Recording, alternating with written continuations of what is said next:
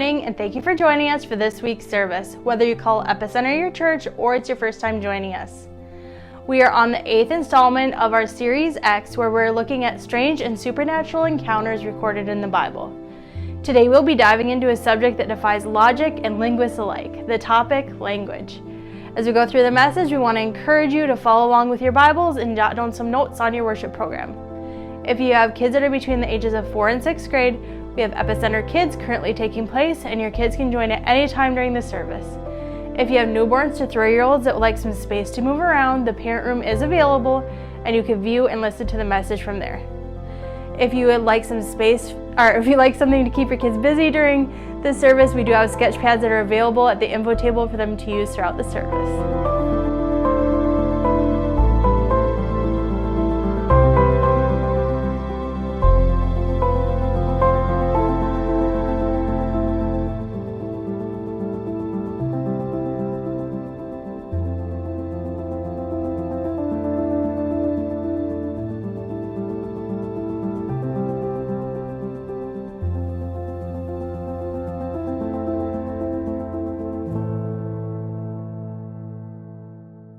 When I was growing up, my dad owned his own construction business, and he would work from anything having to do with structural all the way to plumbing and finishing. One unique aspect about his business, though, was that he really didn't have a consistent crew. He didn't really have a staff that was dependable in the sense that you knew who was going to be there every day. The way that most construction businesses operated in the area that I grew up in Brownsville, Texas, is before you would actually head to the job site, you would actually go downtown Brownsville, where men would gather who were looking for work. Depending on the job that you were doing and the specific qualifications that you were looking for, whether you just needed somebody to pick up stuff around the building site or you needed somebody with specific knowledge, you would actually pick your crew accordingly. It's like the adult version of picking your kickball team in elementary, only that this would actually pay. This was in real life. So my dad had his usuals that he would actually go to. And at times he would have his first drafts, his first pick drafts. So they would be the ones that he would always go to. But at times, before my dad got there, because they actually knew what they were doing, they would be gone. They would not be there. But one of the first drafts for my dad in regards to picking him to go and work with him for the day was this incredibly hard worker that he actually did a really good job in whatever he was doing. However, there was a little bit of a barrier when it came down to having him be on the job site. He actually became a little bit of a liability. This guy was deaf, and he was also partially mute, which made communication and safety very hard. How do you make sure that you keep a guy that can't hear something that's coming safe? How do you communicate so that he can actually do what he needs to do?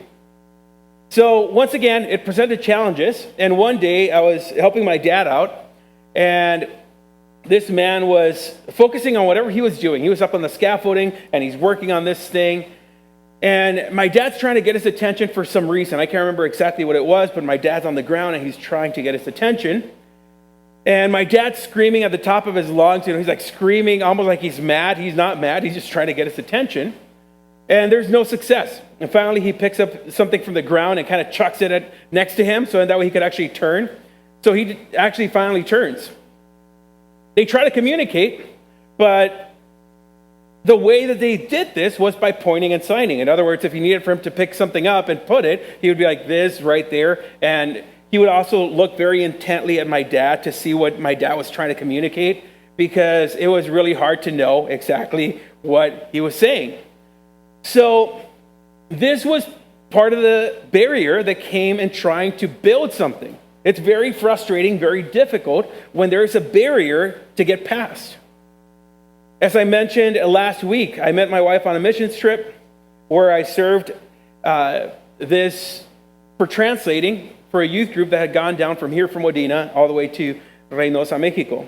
And they were helping to do work projects. They were helping to do outreach. And these are two things that are really hard to accomplish when there is this language barrier, right? Barrier again. This guy was mute. He was deaf. He couldn't communicate because there was that barrier.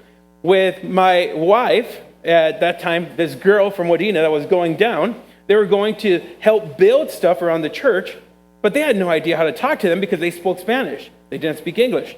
They spoke English, they didn't speak Spanish. So what they needed was somebody that would be able to translate. And once again, if you want to do outreach, how do you communicate to Mexicans when they don't speak English? You need somebody to kind of be that middle ground. You can preach a great message, as we talked about, it was 2 weeks ago.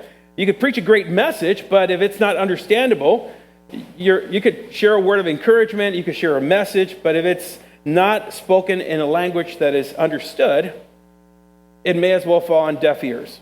There's a barrier. It needs to be overcome. The simplest of tasks for my wife, like asking for a hammer, is actually what opened up the door for me to talk to my wife. She didn't know how to ask for the tool, and I didn't know how to start a conversation with her, so that's what initiated it. All that to say that when it comes down to barriers, language is a big one, because it can make work projects difficult, and if not difficult, it's simply impossible. Because how do you accomplish something when you can't have that barrier fall down? And the question really that comes about with this barrier is, how did it all begin? I was talking to my wife yesterday, and as I was preparing for this message for the last 2 weeks, actually, it's something that's extremely unique about language, is that if you really try to identify where it all began, it's really hard to do that.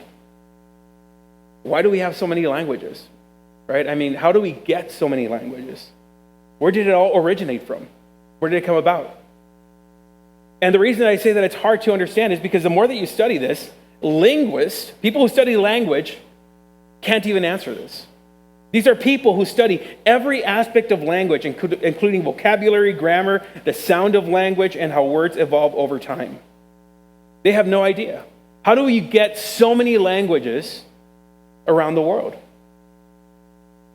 And the theory that is proposed by linguists is that that humans started to use icons, symbols. We're kind of reverting back with emojis, but they believe that's how it all started, with icons and symbols, hand gestures, smoke signals, right? That's how it all started. That's how we started communicating. Later, it led to sounds that eventually led to the development of language. That's what some linguists believe. But once again, it's hard to even comprehend how you start with that and end up with so much. And if this is true, right, let's just pretend for a second that is the answer, that at some point humans were unable to talk to each other.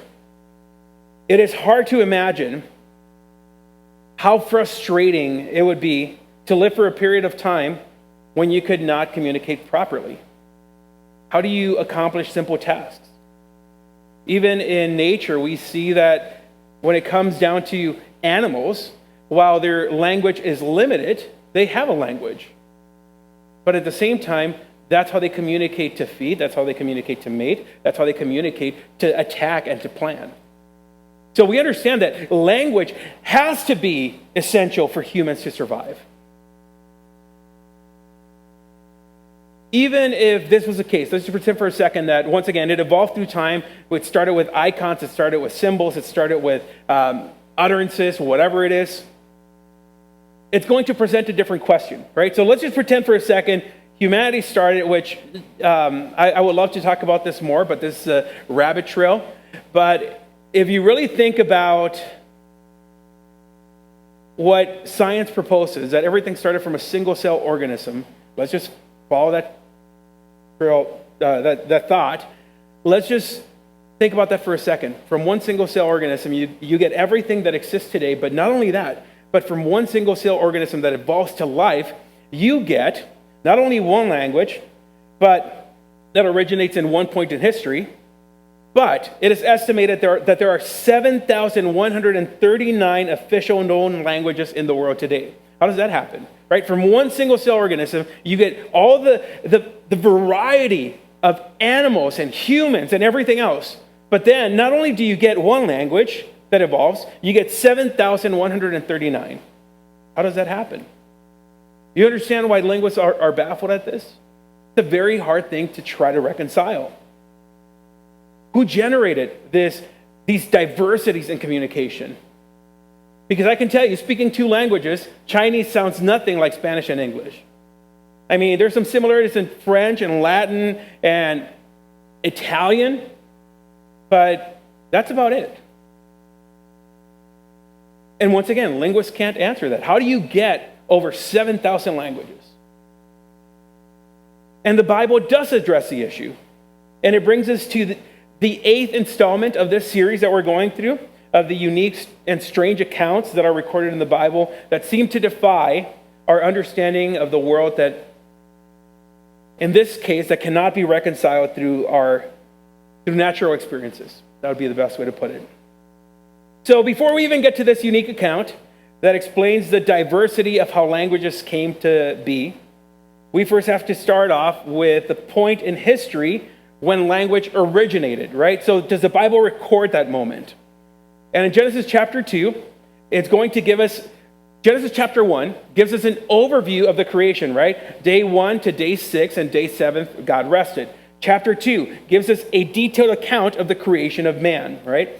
And in this creation of man, it follows with the creation of woman. But before we get to the woman, the man is actually given the privilege, the task, and responsibility of naming all the animals, which is pretty crazy and pretty cool.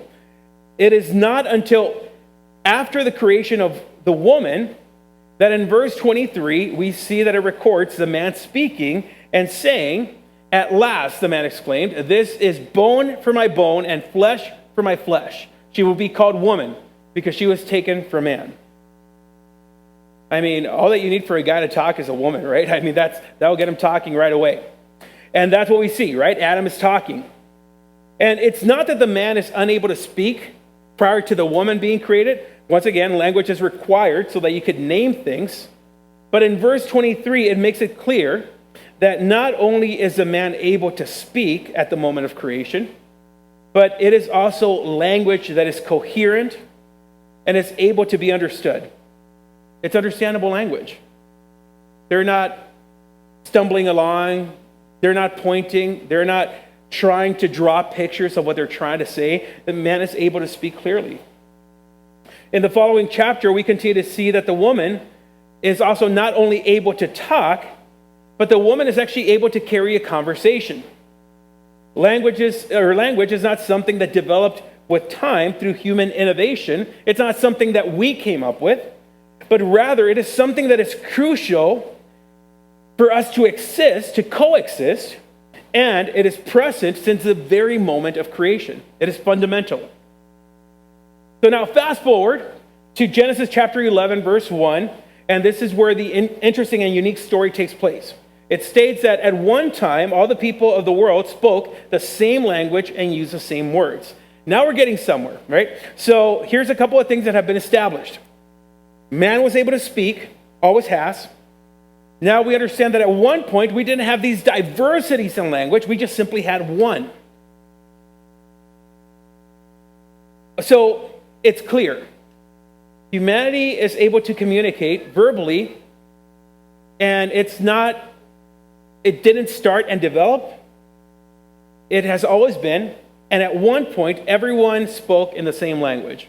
That'd be pretty cool, right? I mean, you could go anywhere in the world and you could communicate clearly. No barriers. Now, this would be consistent with what we would expect to be the case, right? When it comes to language, we would expect that language at one point had to be the same. Because how do you get 7,000 different versions of language? And it had to start with one. Even when you search online, you will see that most linguists believe that most languages had to originate from one point. There has to be at least one language that was the main language. And it's really hard to rationalize how multiple sophisticated languages could develop spontaneously through time. It's just very hard to reconcile. Now, that same online source that stated that there was 7,139 official known languages in the world, they also followed that by saying that this number is declining. It's not adding, it's going down. And this is important because if languages are developed, what's taking place that's preventing it from continuing to be developed? Right? It should continue to happen. If that's something that happened at one point in history, then it should continue to happen in the future.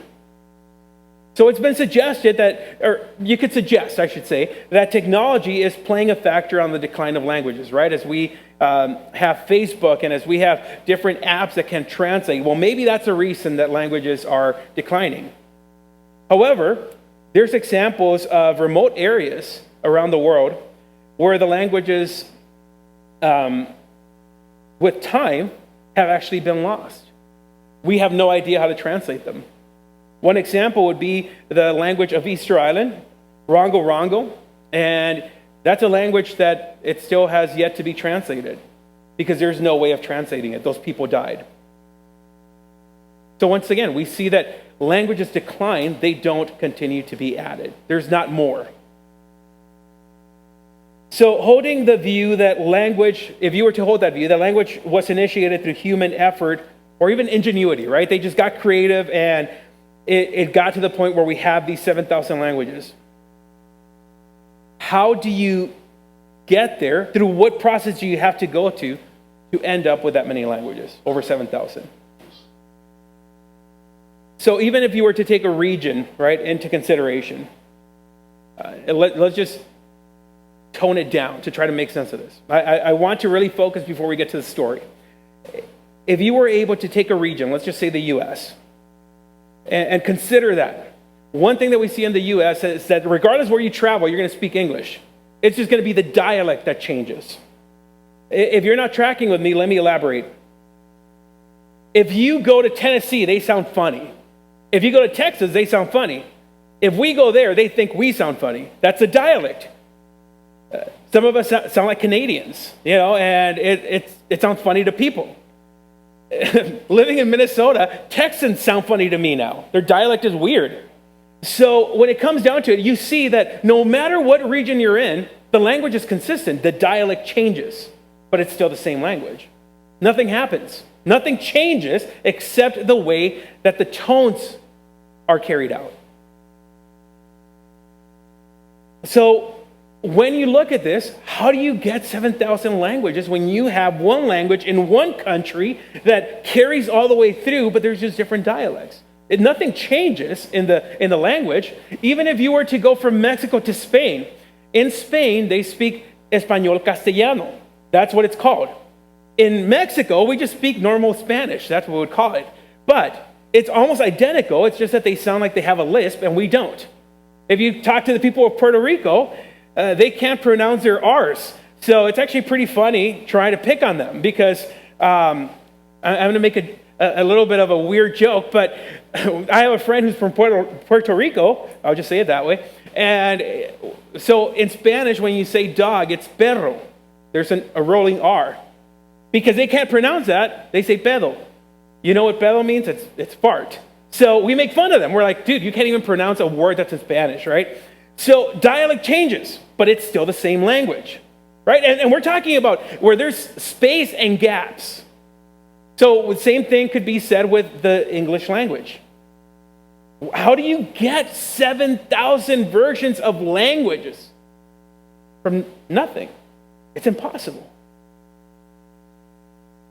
One of the things that we see is that languages are actually learned according to our location, right? Wherever you grew up in, that's going to be your form of communication. So when I was growing up, I grew up in Brownsville, Texas. I've said this many times, but it's northern Mexico. It's still in Texas, but it's mainly Hispanics. And my language at home was Spanish. That's all I spoke. I didn't learn English until I got into elementary because that's what I needed to speak. So when it comes down to it, I spoke Spanish because that's what my people group spoke. Language seems to be tied more to community and commonality rather than development. In other words, we don't develop languages so that we could communicate. Languages are simply something that holds us together. In other words, it seems that people will group according to their method of communication, as this becomes a way that they can work together, do life together, and connect with one another. So now we're going to get to the unique story. And it's important to know all that, because otherwise this really doesn't make sense in light of what we know about languages. Genesis chapter 11 suggests that the case is that at one point everybody spoke the same language, and then something happened. Following the statement of verse 1 that said that at one point all the people of the world spoke the same language and used the same words, verse 2 continues by saying that after the unique event of the global flood, right, Noah's Ark, the people migrated to the east. They found a plain in the land of Babylonia and settled there. They began saying to each other, now really pay attention to the details, because when I was growing up, this story didn't make much sense. And that's what we're going to try to do, is make sense of it. They began saying to each other, let's make bricks and harden them with fire. In this region, bricks were used instead of stone, and tar was used for mortar. Then they said, come, let's build a great city for ourselves with a tower that reaches into the sky. And in some translations, it might use the word heaven. This will make us famous and keep us from being scattered all over the world. But the Lord came down to look at the city and the tower the people were building. Look, he said, the people are united and they all speak the same language. After this, nothing they set out to do will be impossible for them. Come, let's go down and confuse the people with different languages. Then they won't be able to understand each other. In that way, the Lord scattered them all over the world, and they stopped building the city. That is why the city was called Babel, because that is where the Lord confused the people with the different languages. So during the message, I'll probably use it interchangeably, but some people call it the Tower of Babel or the Tower of Babel. I've come to know it as the Tower of Babel. So the area of Babylonia, where they're building this tower, is located in modern-day Iraq, right? So let's put it geographically. That's where you would be going, an area with a lot of turmoil. It's not the greatest place to go and take a family vacation. So there's multiple sites that have actually been speculated as to where this tower that is mentioned in the Bible could have possibly been at. And there's a couple of clues there. One is that there was bricks that were used that were hardened, and there was tar, so it kind of narrows the search. And there's a number of different candidates for this location. I could have showed you pictures, but really, here's the thing. You would not be impressed by the location because it's nothing that is eye candy. It's not really that impressive, because the passage suggests that the project was never completed because of this that happened. So even if you were to see it, you wouldn't see this tower that's like super high. You would see this tower that was abandoned before it even really took off. And really, the other thing is, it's not really impressive considering some of the mega structures that we have today. Now, the type of structures that the people were trying to build could have ranged from anything that resembled a pyramid to anything that would resemble a ziggurat, which is this. And it's interesting, this is just a little side note to add to the message, but if you really think about it, it's interesting that no matter what part of the world you go to, you will find pyramids or you will find ziggurats. How do you get that design to go all over the world? There has to be some kind of commonality, right? So that's just an added note. Now, if you were to visit some of these ancient structures, one of the things that you will find, and you could even read about this, whether you watch the History Channel, whether you watch any kind of documentary online, it is that most ancient structures are so precisely designed, with some to the point that you couldn't even get a piece of paper in between the stones. That's how precise they were. They are architectural designs that still baffle people today. Even with our modern technology and machinery, some of these projects, with the weight of the stones, it would simply be impossible for us to do. Now, this is important to keep in mind. We're going to come back to it in just a second, but I say this because when I was growing up, something that I actually pictured was this long, skinny, watch-looking tower, right? Almost like what you would see in a prison. That's what I would picture. Something that could easily be tipped over. That's what I pictured. So I'm giving you this imagery so that you understand this is likely what you're looking for. The tower that they're talking about is not this giant, skinny little tower. It's a ziggurat. Now, the account records in this unique event that the people of this area were united in purpose, they were united in language. And in light of this, right, because this is taking place, the passage states that the Lord said that nothing that these people set out to do is going to be impossible for them. There's going to be a couple of things to tackle with that, because it's going to create some challenges in how we understand God, but the other is that it's going to present some challenges in how we understand history. Because the first issue that it's addressing is how we view history according to mainstream science. If you were to go to a public school, if you were to go to a public library, more than likely you would find a textbook that would depict humans looking like this, right? Actually, I think that was my science teacher, but they would depict humans looking like this. Individuals known as Neanderthals or cavemen, that's what they would call them. Now, these individuals, according to history, were not the smartest at communicating. They actually communicated through cave paintings, smoke signals, drums, and possibly some dances. I would have died because I don't know how to dance, but nonetheless, that's how they communicated, according to mainstream science. Now, this, according to the Bible, it's in complete contrast to what we understand of history today. Because this passage is describing, and even historically, we can see that individuals in history were highly capable of complex ideas. They were highly capable at communicating clearly with each other. They weren't cavemen. They were extremely innovative. They were extremely intelligent. The fact is that we can't replicate, like I said, some things that they did back then with our technology today. They are stones that weigh tons that would be difficult to move into the places that they are. Now, these structures that are complex and are to the point where it challenges us today in how we think are rivaling our understanding of technology back in history.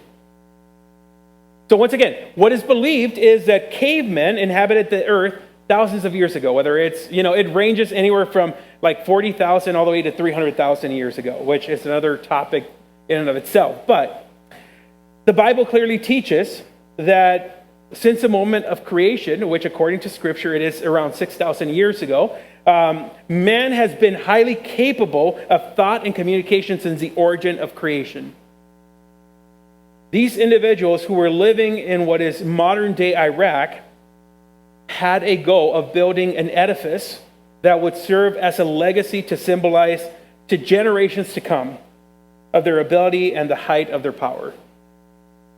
But the work project comes to the screeching halt after the Lord confuses the languages of these people by creating a web of language barriers that prevented them from communicating with each other. So now let's go back to what I started off with, right? You have a friend of my dad who works construction who is mute and partially mute and deaf, and that makes it very difficult to communicate. How do you work together? It makes it very difficult. When my wife and I met, there was difficulty. You need a translator. What is the best way to stop a work project? A work project gone wrong begins by confusing languages.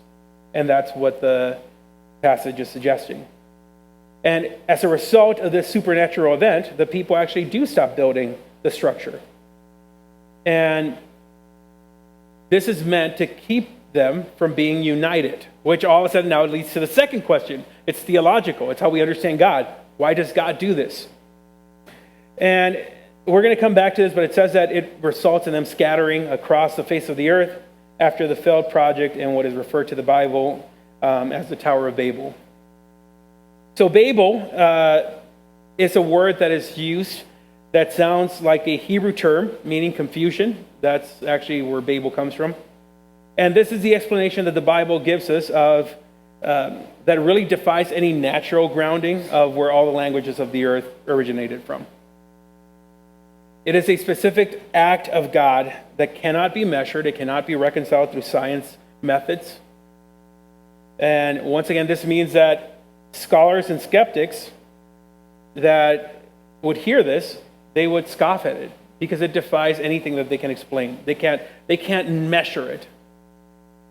And while we may never be able to explain this very real and historical event through natural processes, this account presents the significant question of why did God get mad when his kids were playing together and getting along, right? If you're a parent, you understand that if your kids are playing together, that's a win already. Let's not mess that up. But why does God do that? Especially when they didn't seem to be doing anything wrong.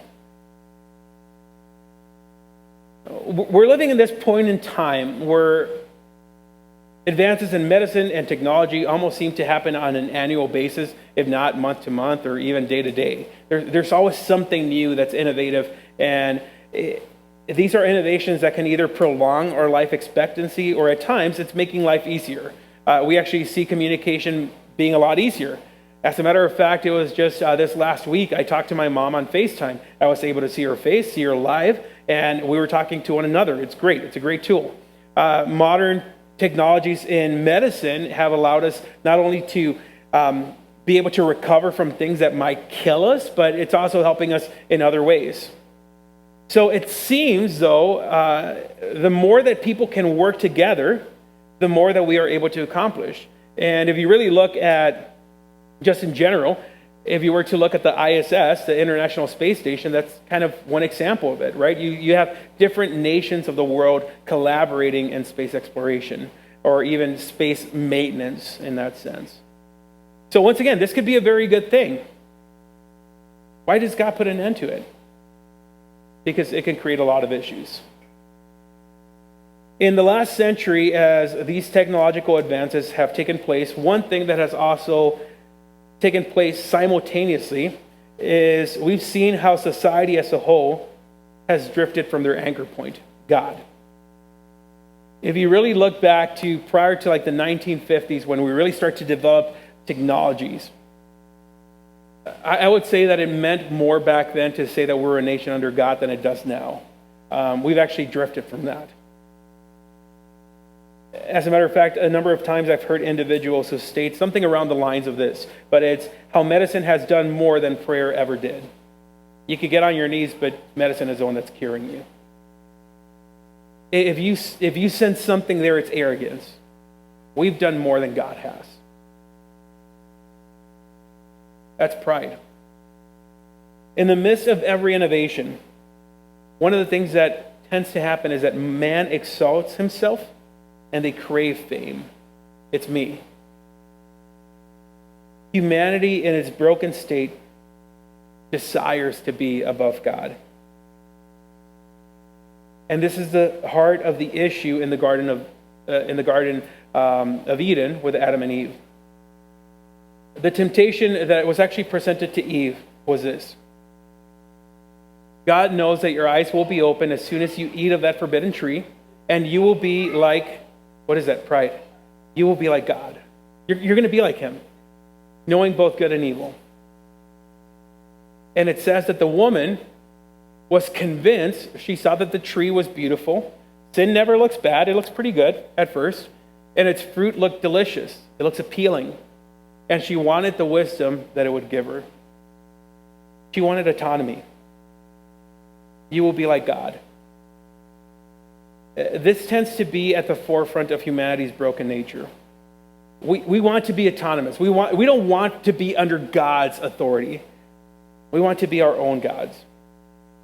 Not only to be like God, but be gods. When I was growing up, I always thought that these individuals that are mentioned here couldn't have been the smartest, once again, the Bible typically refers to sky or even the cosmos as heaven.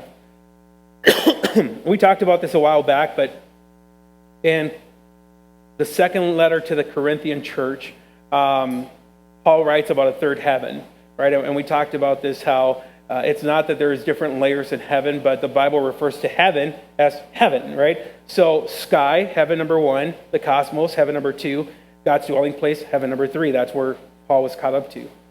And in this passage, it says that the people were wanting to reach a tower that would reach the heavens. Now, once again, I always wondered, how can these people be smart if they actually thought that they would actually get to God's dwelling place? As a matter of fact, it casts a shadow of doubt in the story, because if you really consider the fact that structures today have greatly exceeded, and you saw some of that in the opening clip, that height that they probably could have reached, why isn't God doing anything today?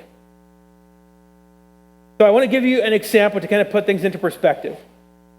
So I was born and raised in Texas, in the southern tip of Texas, where there's not very many tall buildings. And as a matter of fact, these buildings are not the most impressive. Maybe in Wadena, compared to Wadena, it would be.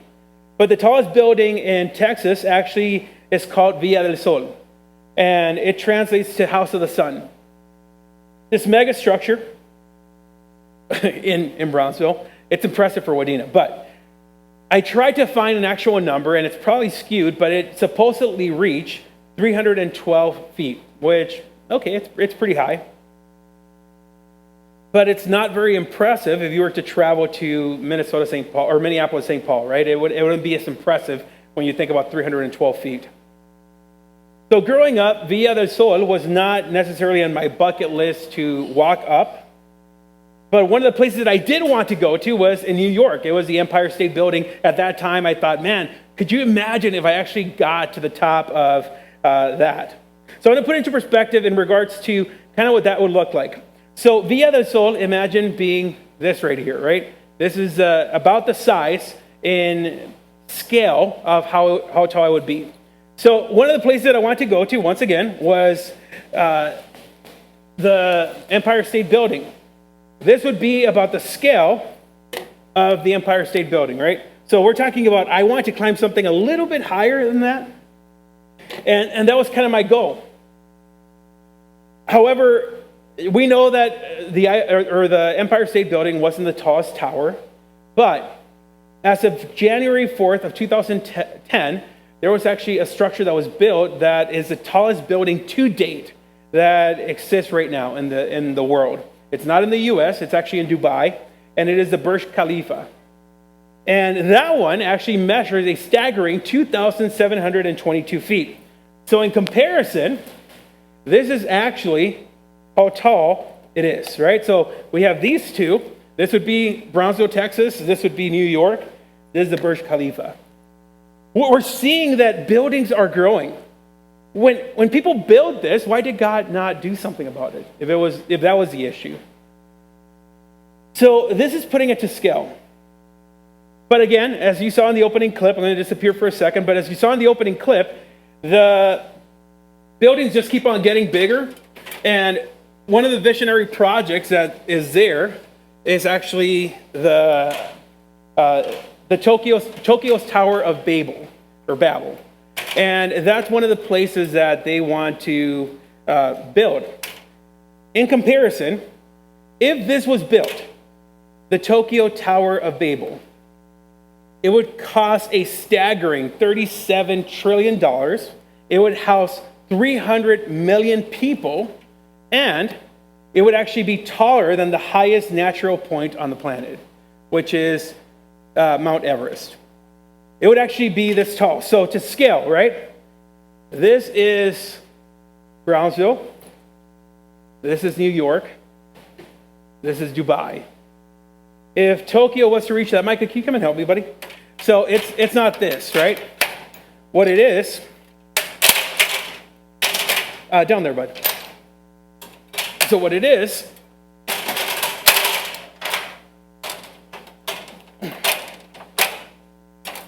sorry, I'm kind of stuck right now. There we go. Okay. Lock them. Yep. Turn them sideways. Another one. So when you really put it into scale, yep. There we go.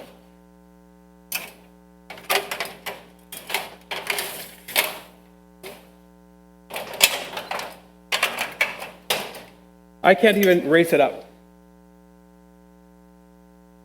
That's where I lived. That's New York. This is the Burj Khalifa, Tokyo's Tower of Babel. This is a visionary project. Thank you, buddy. This is a visionary project that they hope to accomplish. And as of 2004, I'm just going to set it right here just so you guys kind of have a scale of what I'm talking about. If you really put it into perspective of how high we are trying to get, it's pretty impressive. In 2004, that's when this idea was first thought of. And it didn't really yield any results because there's a lot of different challenges that are presented by building something that tall. But it doesn't mean that it will not get built because people are still trying to reach higher. As you saw in the video, there's many visionary projects after the Burj Khalifa. And if this were to happen, why is God not doing anything like what it was in chapter 11? So once again, I already mentioned growing up, I thought that the issue was that these people were trying to reach heaven. They were trying to sneak and take a peek at what's going on in God's dwelling place. So now I want to give you another visual picture, right? So I mean, we're seeing that man is trying to get taller and taller. In order for man, if this was the case, now with what we understand about the world, and once again, the people are not trying to reach God's dwelling place. They're trying to reach the sky. When it comes down to it, if people were trying to do that, just to even break the edge of space, even if humanity could build the Tokyo Tower of Babel, this is how far it would fall short from standing in the tip to reaching the edge of space. That's Wadeena's water tower, and believe it or not, that's me holding the ladder yesterday when it was lightning down on the bottom. That's assuming that the tower is 120 feet tall, and that's about what I measured after a little bit of creative thing.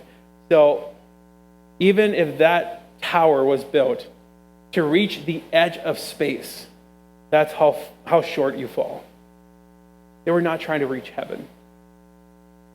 This account is not describing people who were trying to reach the heights of God's dwelling place.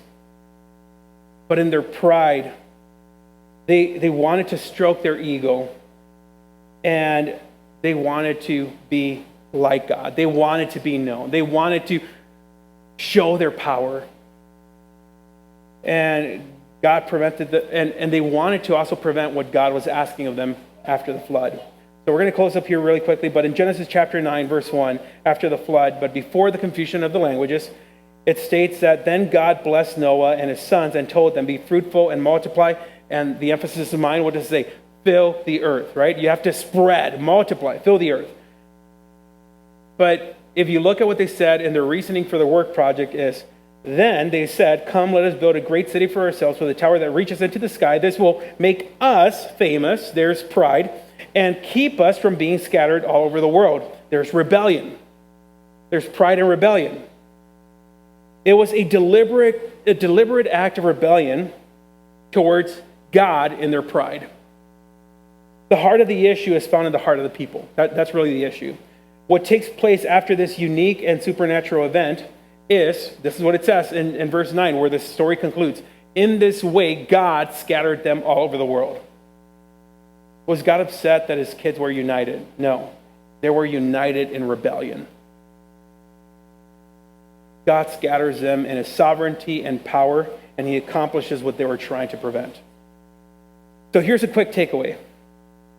Many times I have found myself, and more than likely you may have found yourself here too, but fighting God's will, right? There's something that's God is calling you to, but you just don't want to do it.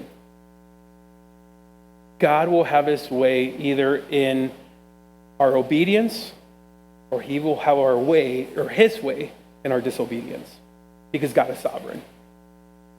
And this topic can lead to many other topics, some that more than likely we'll be tackling this Wednesday at our life group, which you'll hear more about in the announcements. as to how do you get all the diversities of color and everything else. But language barriers today prevent us from doing certain things. But one day those barriers will be gone. This is what Revelation says. John says that he saw a vast crowd too great to count from every nation and tribe and people and language standing in front of the throne and before the Lamb. They were clothed in white robes and held palm branches in their hands. One day, those barriers that prevent us from being able to have fellowship with people from across the world, whether it's in Africa, in China, in Russia, in Ukraine, wherever it is, those barriers will be gone. And every tribe, nation, people, and language, all humanity will stand before the throne of God and worship him for who he is. And it will be people who, in humility, not in pride, recognize that we are nothing without Jesus. That every good gift comes from him, and that without the blood of Jesus, we would be destined for destruction. And it's not just simply believing something, it is a belief that leads to action. This is a great and incredible gift that was accomplished through the blood of Jesus at the cross, and it's a gift that we're going to be reflecting on and observing today.